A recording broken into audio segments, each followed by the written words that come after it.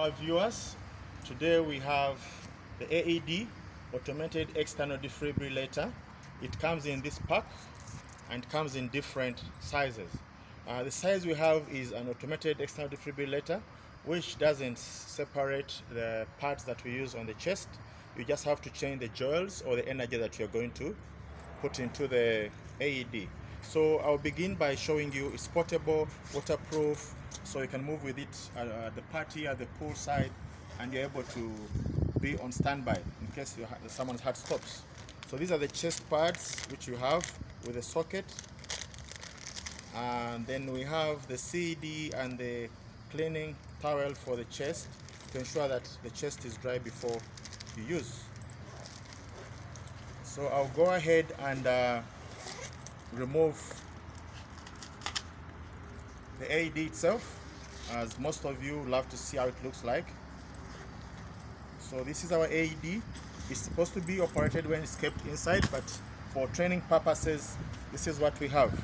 So this is how it looks like. This is the handle. From the upper side, we have the socket where we have to put our pads. Here there's an illustration. The two pads for adults will go on the right hand and left hand side of the chest. Of course, diagonal, as we shall see. Then we have the baby. We have the left pad on the front and the right pad at the back, ready for the shock.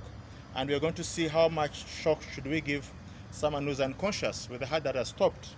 Coming down, we're going to look at instructions number 1, number 2, and number 3 for this AED.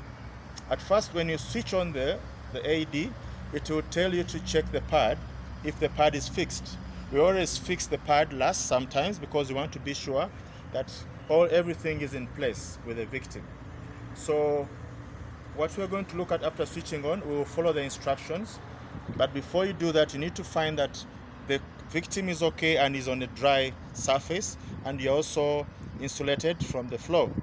So call emergency, because in any emergency we have less than 5 minutes for the brain to survive. So we need to call for help, call an ambulance or EMS team to come through. As they come through, start your CPR immediately, and make sure you follow the number of times you have to do your CPR, as help is on the way. If you have the AED in place, which we recommend for you to have, if you have a school and a community in your home, you should be able to bring it to help you analyze the heart rate if it is there. So when you bring the AED in number 4, you ensure that the chest is clean and clear, and then you alert everyone to make sure they keep away and you don't keep the victim on the floor. Then apply the AED. The AED will analyze if there's any shock or no shock, then to be able to tell us what to do. In this case, when you're still giving your compressions with the AED support, it will tell you how to go about, and if there's any pulse felt, it will let you know. Of course, by this time you'll have help arriving, so that means you have to call it earlier. As we've seen in number 5, the help is there. Let's go back to the switch. This is the switch on and off. So some AEDs will not have off, but they'll have on, then they automatically go off. But this one has on and off. Then if you press on and off button, you will be able to turn the device on. If you turn it on, you need to know which victim in number 2 you're going to deal with. Is it a baby? Is it a child? Then you have to switch on. It will by default come in the adult option. If it's the adult, then it's going to give those 150 joules, which is the energy selected automatically. If it's a child, you press the second time, the green light in the child section comes in. Then you know the shock is given to the child within the range of the power it is supposed to be. It's very simple. Just know which child, which age group that you're dealing with, and know the power that you're going to exert to the heart muscle. So if you've done this, automatically it will tell you if shock is necessary or there's a pulse detected. If there's no pulse detected, it will tell you to prepare for shock, and the red light or the green light will come on here to indicate shock, and that will be indicating how the pulse will be. So you don't stop until you get instructions. This is our speaker, and it will be able to tell us what's going on. As we said, it's an AED. Right now I'm going to try and put on this AED and we see what it tells us. Okay.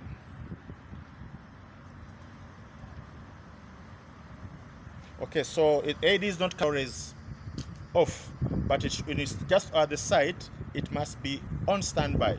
So right now it's from the shop. It is still by default. So we're going to try and put the battery on.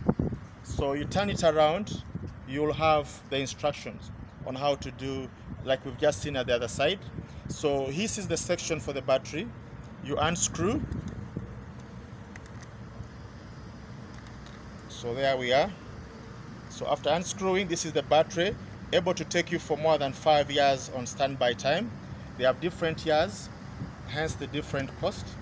So there's a socket there, so which means our AED is now on standby with power, but we're going to switch on because we want to use it, we want it to be at the pole side for any eventuality. So here the battery is on, and we're going to try and switch on and see if it gives us power. System OK.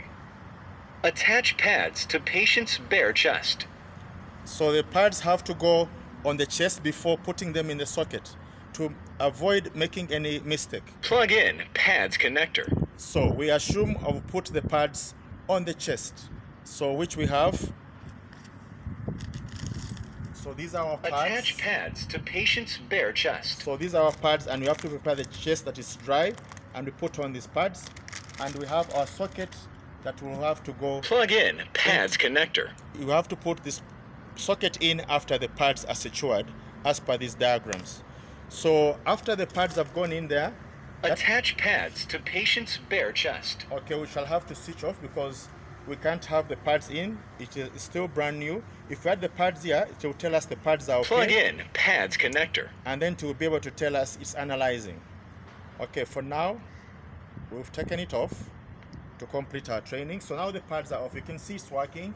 It's detecting everything that is in order. But never put the pads in with the socket in if you haven't been put on the victim, because it's very important to put the pads on the victim first, analyze and make sure it's okay before you put the socket in. Then the socket will analyze and tell you whether there's a pulse or no pulse, or there's a shock needed.